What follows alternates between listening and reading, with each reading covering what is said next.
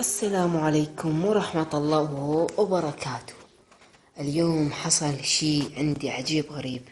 قعدت من النوم وشفت أشياء كلها بيضة، عليه كلها بيض، إلا هنا داخل هذه، يعني المكان اللي واقف بيه أني ملون يعني طبيعي، بس برا كلها بيض.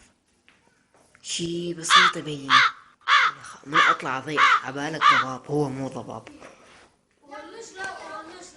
انظر هذا الكائن، كائنات فضائية برا طبعا، وأنا جيت بهذا العالم الوحشي يعني كله أبيض. شوفوا كله أبيض، ما يبين غير هاي السيارة الصرصورية. لازم نبني يعني شي حتى نقدر نرجع على عالمنا.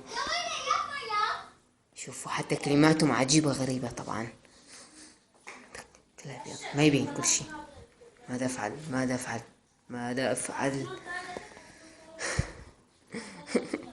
لازم ارجع العالم، لازم ارجع انام مرة ثانية، بلكي اقعد وارجع على 2016 طبعا.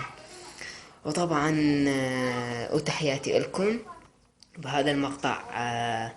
المقطع الفيديو الجديد ان شاء الله هنزلكم مقاطع فيديو، وهذا مقطع شي خفيف لما لين جاي احضر مقاطع حلوة طبعا لكم. وإن شاء الله أرجع لكم بمقاطع جديدة، مقاطع أحسن من هذا المقطع. هذا مقطع شي حلو، شي خفيف عليكم طبعا، يعني شي يعني تصدق أو ما تصدق، واحد يقعد من النوم يشوف مكان كله أبيض. شوفوا كله أبيض، ماشي.